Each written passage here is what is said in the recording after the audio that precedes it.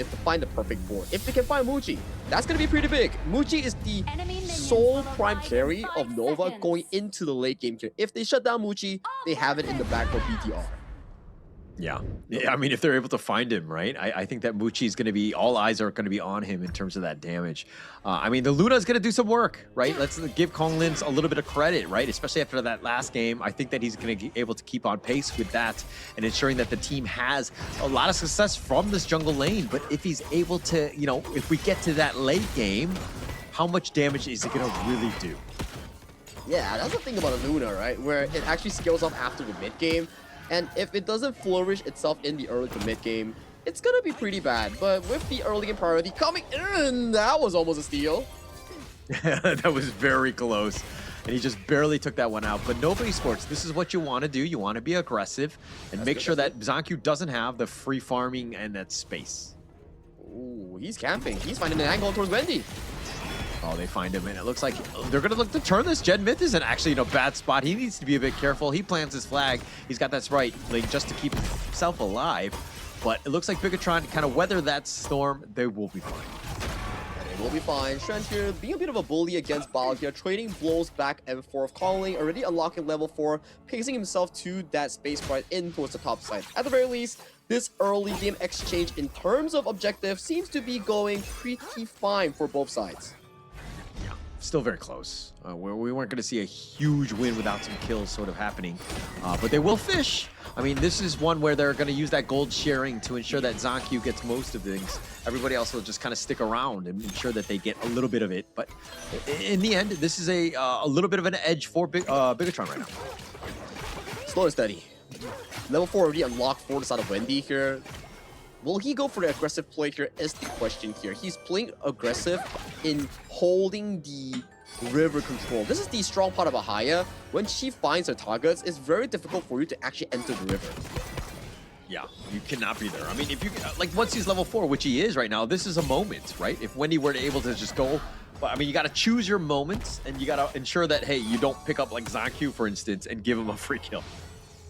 Laning phase as well right now, it's a key essence, right? Like 3-4 minutes, freezing is so important. If you can freeze the enemy and force them to overextend in towards the laning phase, that is key. And look at the top side, 2v2 might be breaking out here, but it's just a bit of a tip and tat. Make sure that Shren is in good hands. Yeah, Muchi though getting a little bit low. Bigatron forcing the bottom lane a bit. They have 3 members. Going to do a little bit of chip damage onto it, and Muchi just trying to deal with the minions more than anything else. But they'll just kind of hold and like leading up to that 4-minute tyrant, you know, in 1 minute.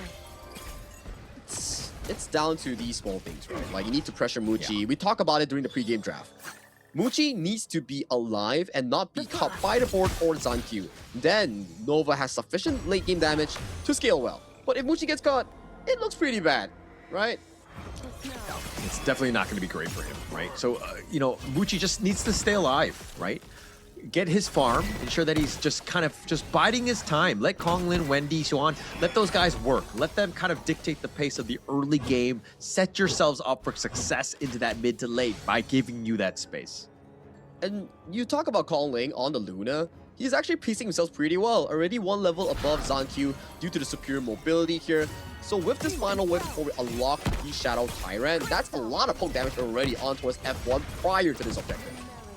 Yeah, a lot of damage. But, I mean, he's got that sustain. He has the heals. It's just going to take a little bit of time so that he just kind of gets back to full. It's not the end of the world, but the Tyrant, this is the target that they're looking for.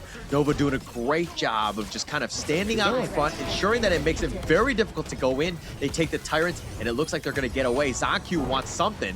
They're not able to find anything. No actual use of the ultimate, but that is the thing that we want to emphasize, right? As long as Wendy stands there, ZonQ doesn't dare to come in because he knows for a fact if he gets caught in, 4 members of Nova Esports will stand by and wait for it, and Bao has to burn the flash already. Yeah, he has to burn it. I mean, he was potentially going for that Hound, but Xuan, this is why he's a tough one, right, to deal with. This Byron is a bit of an issue. Bigatron right now, putting the pressure on, taking the bottom T1. But on the top side, Konglin managed to successfully steal away this Crimson Golem away from the hands of ZonQ. And Bao does not have flash. It means this entire top side is the playground of Nova Esports taking here. Kongling is farming super duper well against everybody on this map. Yeah, Konglin has a 2-level advantage, and now Waypit just gets over the wall with that flash. Bigatron were almost able to get it, but they have all 5 members in the mid lane now. And with that top lane pushing, Bigatron right now reeling, they have to find a way just to defensively hold. Defensively hold, find proper markers here. Zangq jumping in to find a bit of a pressure on towards Kongling. That is the ultimate here being expended by F1 already. Yeah, used to, you know, the ult, it's not the end of the world. It's still very early. As long as he's sticking with his buddies, right? And it doesn't get focused and get caught out, I think he's going to be fine. But now it looks like their Zangq is just, again, slowed down, doesn't really have all the buffs, but he's just trying to keep on pace with Konglin, which is tough because he's 2 levels behind. And this mid-game is where the Kongling Luna actually shines the most, where he's practically unstoppable in the side lane if you don't bring more than 2. So right now, you have to see, can BTR hold themselves longer for all these like Crimson invasions here? If they can hold longer, stall more time for Lanfeng, stall more time for the potential of Bao, then we might see a better late game here. But in terms of scaling, it's also pretty tough because Muchi outskills practically everyone. Yeah, definitely, you know, scales. I mean, that's going to be a problem. And like Konglin taking that Crimson Golem for free, and you were talking about needing more than 1 member, but you need that control as well. You're constantly trying to chase, you know, a very quick, agile hero like Konglin's Luna. This is a tough situation for Bigatron as they're down about 500 gold at this stage. 500 gold, has to pop the flash because Wendy almost pulled him into that 1v1 zone here. And good tip though, the 1v1 zone doesn't get cancelled by the ultimate here. And Bao, goodbye, buddy. Oh, Ball was just caught watching. Did you see that? Like, it took him a minute, and he's gonna give up first blood. Konglin got a free 2 hits or so because Ball was looking elsewhere as he was looking to teleport. He just wants to fly first class for free, and Konglin was like, no, not today, my friend.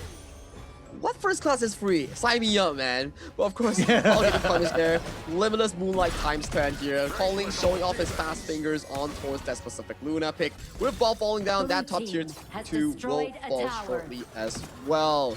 And with the 7 minutes 20 seconds in, a lot of this top side control is in the hands of Nova here. There's no retaliation coming in from the side of BTR.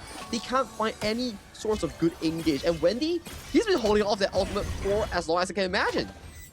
Yeah, I mean, Bigatron are trying, but they're just too slow. Like, this lineup has not been able to get any sort of catch.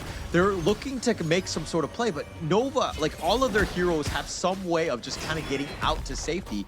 And this Konglin Luna is so annoying, so tough to deal with because he's so fast. He's level 13 against Zangq's level 10 here. Zangq does secure the Crimson Golem though, but what happens next?